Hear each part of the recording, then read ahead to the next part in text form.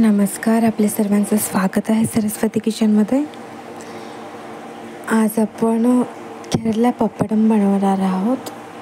जे केरला पापड असतात ते त्यामध्ये खूप साधं सिंपल पापड असतो, असं काही फ्लेवर्स ॲड केले नसतात. आता इथे इन्ग्रेडियंट्स मी टाकलेले आहेत. इथे आपण डाळीचं पीठ घेतलेलं आहे. सिंपल उडदाची डाळ जशी आपण लिज्जत पापडासाठी घेतो तशीच घेतलेली आहे.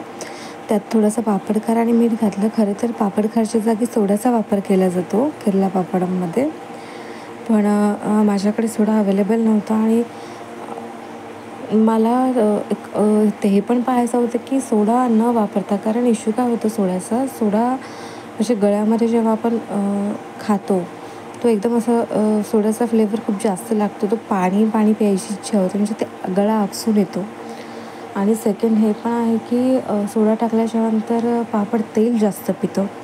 तर हे दोन्ही मला चेंज करायचे होते, म्हणून मी सोड्याच्या जागी या ठिकाणी पापडखार वापरला आणि इफेक्ट पण चांगला झाला.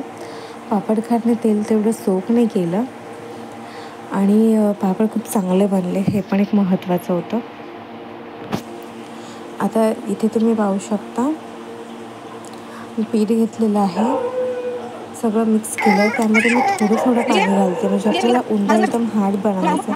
आता हार्ड कशासाठी बनवायचं आहे, कारण सध्याला कसं वातावरण थोडं आभाळाचं आहे, म्हणून मी हार्ड सुरू आहे. कडक ऊन असेल तर तुम्ही नॉर्मल ठेवू शकता, पण आभाळामुळे काय होतं, उंड्याला पाणी सुटतं आणि त्यात वेळेस सांगता येत नाही, कधी काही काम आलं किंवा कुणी गेस्ट आले तर मग त्यावेळेस काय होतं की बनवणं होत नाही. बट ते बेनिफिट्स झालं होतं की माझ्या घरी असं काही कुणी आलं वगैरे नव्हतं, म्हणून मी लगेचच्या लगेच शूट करून तुम्हाला दाखवू शकले. मला फक्त नैवेद्यासाठी पापड बनवायचे होते आणि ट्रायल म्हणून पण बघायचं होतं की खरंच हे इफेक्ट करेल का, आणि ॲक्च्युअलमध्ये खूप चांगल्या प्रकारे इफेक्ट केलं. आता इथे पाहू शकता आपला मस्तपैकी घट्ट उंडा असं सुरून झालेला आहे.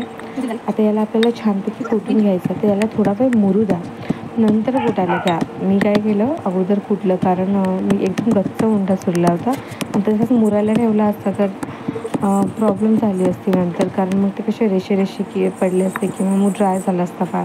मग मी थोडासा कुटून मग परत त्याला डब्यात ठेवला आणि परत कुटला. आता इथे पाहू शकता असं छान एकदम चोपडं झालं. याला आपल्याला ओढून घ्यायचं आहे, जेणेकरून काय होणार, पीठ एकत्र होईल.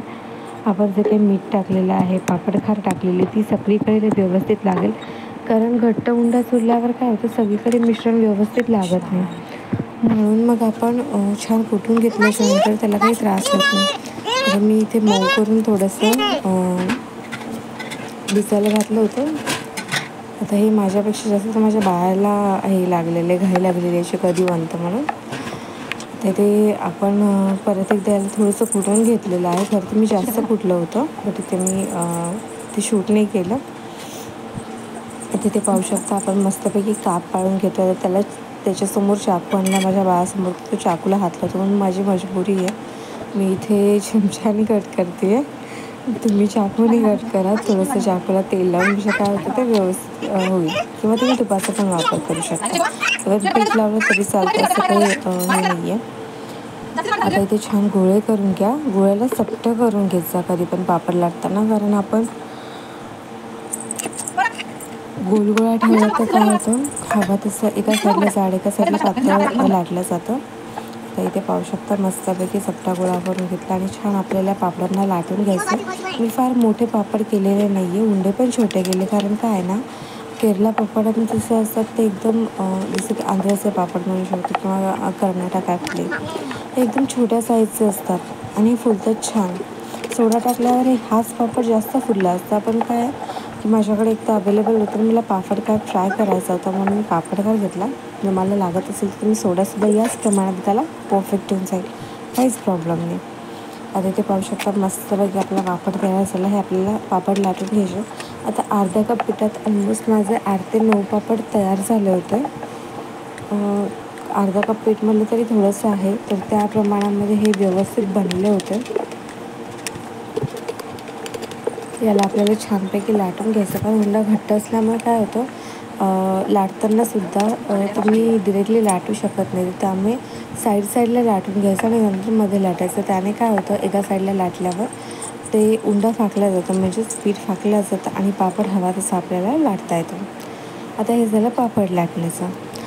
पापड सुकवायचं असेल तर ते पण आपल्याला दोन्ही साईडला पापड पलटून सुकवून घ्यायचं आहे.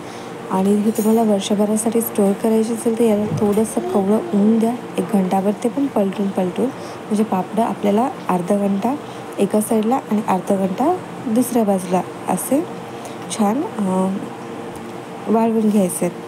आणि फॅनखाली पण तुम्ही वाळवत असाल तर तसंच. आणि नंतर मग यावर काहीतरी वजन ठेवायचं, जेणेकरून पापड कसा आपला एक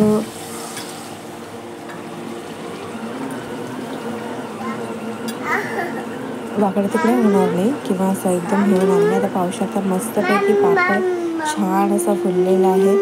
जसं ते बबल्स होतात ते बबल्ससुद्धा आलेले विदाऊट सोडायचं. आणि हा पापड फार एकदम पतला लाटला जात नाही, थोडासा जाडच असतो, हे पण महत्त्वाचं. तुम्ही पाहू शकता मस्तपैकी पापड छान लाटला गेलेला आहे, तळला गेलेला आहे. रेसिपी आवडली असेल लाईक शेअर सबस्क्राईब करा. थँक्यू.